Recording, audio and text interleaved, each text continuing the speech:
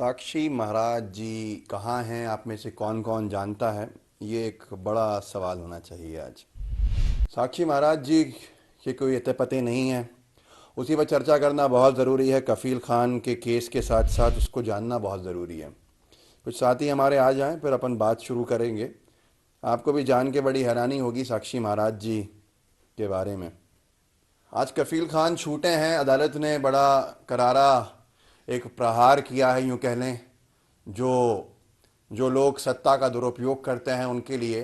लेकिन वहीं पर ये पक्षपाती कार्यवाही को ज़रा समझने के लिए आपको ये जानना ज़रूरी होगा कि आजकल साक्षी महाराज जी कहाँ हैं, साक्षी महाराज जी के साथ क्या होगा। कुछ साथी हमारे जुड़ जाएं, फिर मैं अपनी बात को आगे शुरू करता हूँ।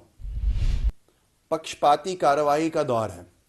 भारतीय जनता पार्टी जब से आई है सत्ता में पूरी तरह से, तो पक्षपाती कार्रवाई हो रही है और आज इसी की वजह से बहुत सारी परेशानियां हैं। इसलिए मैंने लिखा है कि कफील खान तो रिहा हो गए, लेकिन साक्षी महाराज को सज़ा कब? तो इसमें बहुत सी बातें छुपी हैं। गोवा के मुख्यमंत्री ने जो बयान दिया है वो भी दबा दिया गया है पूरी तरह से गोदी मीडिया में, उस पर भी चर्चा करनी चाहिए। और उस बयान के ऊपर किस तरह के आरोप किस पे लगे हैं, वहाँ तबलीगी जमात को देखते हुए साथ में चर्चा करनी बहुत ज़रूरी है। आज साथी थोड़ा धीरे जुड़ रहे हैं, एक बार ये 100 का आंकड़ा क्रॉस कर जाए फिर हम बात शुरू कर लेंगे। जो आप लोग आ गए रुके रहें। साक्षी महाराज जी के बारे में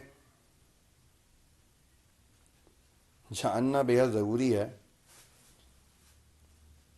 Sakshi Maharaj fire brand leader कहलाए जाते हैं। साक्षी महाराज जी को भारतीय जनता पार्टी का कट्टरपंथी चेहरा कहते हैं। कफील खान योगी जी के जो भाजपा सरकार है उसकी आंखों में खटकते हैं, और इन्हीं दोनों के जो नाम हैं साथ में जब लिए जाएं तो बहुत सारी बातें शुरू होती हैं उससे। मैं आपके साथ अपनी बात शुरू करता हूं।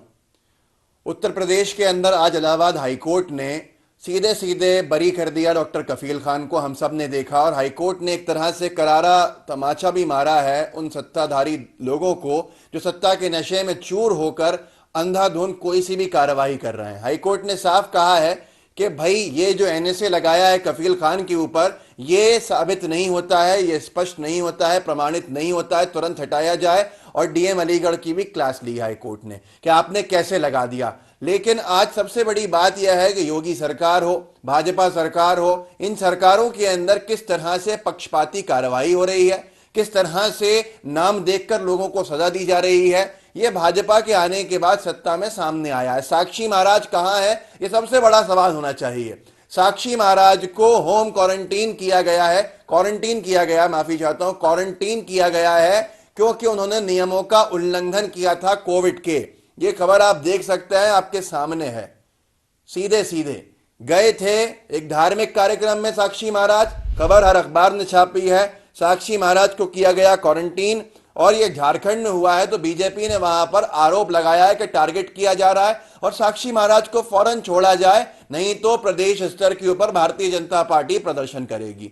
साक्षी महाराज के ऊपर सीधे सीधे वहां आरोप है कि उन्होंने भीड़ भाड़ के अंदर धार्मिक कार्यक्रम में हिस्सा लिया और उसके बाद उनको क्वारंटीन किया गया। क्वारंटीन इसलिए भी किया गया क्योंकि कोई भी झारखंड राज्य में पहुंचेगा तो उसको अनुमति लेनी पड़ती है या इंफॉर्मेशन देनी होती है, क्योंकि वहां होम क्वारंटीन कंपलसरी है। लेकिन उसके बावजूद भी साक्षी महाराज ने अपने आप को क्वारंटीन नहीं किया और वो नियमों का उल्लंघन करते रहे, जिसकी वजह से लोगों ने सीधे सीधे वहां पर जब वो साक्षी महाराज को अंदर किया गया, क्वारंटीन किया गया, तो लोगों ने सीधा सवाल करना शुरू कर दिया कि भाई भाजपा के नेताओं को क्यों? तो क्या भाजपा के नेताओं के ऊपर माफ हो जाएगी सारी चीजें? अब मैं आपको दूसरी बात दिखाता हूं। दूसरी बात यह है, साक्षी महाराज में हम दोबारा आएंगे कि आपको मालूम है झारखंड गोवा के मुख्यमंत्री ने क्या बयान दिया है? क्या आप जानते हैं गोवा के स्वास्थ्य मंत्री जो है नारायण राणे, उन्होंने क्या बयान दिया है? गोवा के स्वास्थ्य मंत्री नारायण राणे का बयान रिकॉर्ड पर है कि गोवा में केसेस बढ़े हैं। गोवा में कोविड के केसेस इसलिए बढ़े हैं क्योंकि गणेश उत्सव में लोगों ने नियमों का पालन नहीं किया, भीड़ भाड़ इकट्ठा की, लोगों ने जमावड़े किए और उसके बाद से ही केसेस बढ़ना शुरू हो गए पूरे गोवा के अंदर। और यही बयान गोवा के मुख्यमंत्री भाजपा नेता प्रमोद सावंत ने दिया कि गोवा के अंदर केसेस बढ़े हैं, गणेश उत्सव में लोगों ने भीड़ भाड़ कर ली और वहां से लोगों ने सोशल डिस्टेंसिंग की धज्जियां उड़ा दी। इसकी वजह से वहां पर केसेस बढ़ गए और केसेस बढ़ने की वजह से आज सबसे ज्यादा गोवा पीड़ित है। ये वहां की भाजपा सरकार के मुख्यमंत्री ने कहा है और भाजपा सरकार के स्वास्थ्य मंत्री ने कहा है। पर दोस्तों, कितना दुखद है कि अगर बात तबलीगी जमात की हो तो वो लॉकडाउन से पहले किया हुआ एक जमा हुए थे लोग, जब लॉकडाउन भी नहीं था, और उसके बाद भी मीडिया ने हंगामा खड़ा कर दिया, भाजपा सरकार ने हंगामा खड़ा कर दिया। वहां पर बॉम्बे हाईकोर्ट ने कहा कि तबलीगी जमात को बलि का बकरा बनाया गया। मद्रास हाईकोर्ट ने भी कुछ इस तरह का बयान दिया। उसके बाद दिल्ली के एक ट्रायल कोर्ट ने बयान दिया। ये सारे बयान सब वहां मौजूद रहे और उससे पोल खुल गई पूरी की पूरी भाजपा की राजनीति की। हम लोग एक दूसरे को जोड़ने की मेहनत करते हैं, क्या हिंदू क्या मुसलमान वो एक साथ जुड़े। ये साक्षी महाराज हो या भाजपा के दूसरे नेता हो, ये हिंदू और मुस्लिमों को एक नहीं होने देते, ताकि डिवाइड एंड रूल की पॉलिसी लग सके और लोगों को बांट कर राजनीति की जा सके। अब ये सबसे बड़ा दुर्भाग्य है हमारा कि हम इनकी बातों में आ जाते हैं।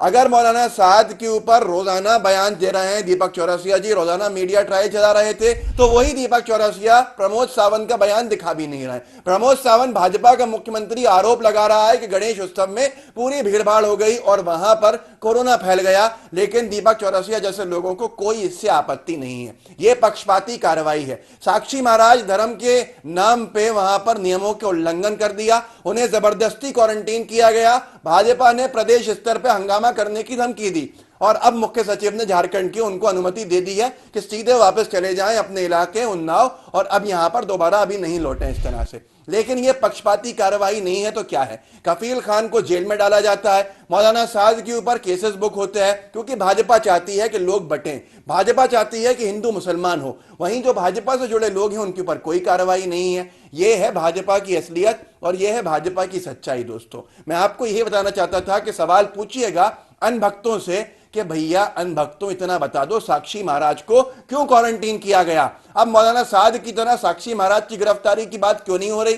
साक्षी महाराज के ऊपर क्या 100 खून माफ है? भाजपा नेता जमावड़े करते हैं, उन पे 100 खून माफ है। यही मध्य प्रदेश के इंदौर में हुआ। मध्य प्रदेश के इंदौर में कुछ दिन पहले एक विधायक हैं रमेश मेंडोला जी, दादा दयालु कहते हैं उनको, बड़े विधायक हैं, वहां के बड़े नेता हैं भाजपा के, और दादा दयालु रमेश मेंदोला जी ने वहां गणेश उत्सव में भीड़ लगाई, पंडाल लगाया, नियमों की धज्जियां उड़ाते हुए लोगों को जमा कर दिया। उन पर कोई कार्रवाई नहीं हुई। वहीं मुहर्रम का जुलूस निकलता है, सब पे रासुका लगा दी गई। इंदौर में रासुका लग गई। मैं सीधे कह रहा हूं कि जुलूस निकलने वाले सही नहीं थे।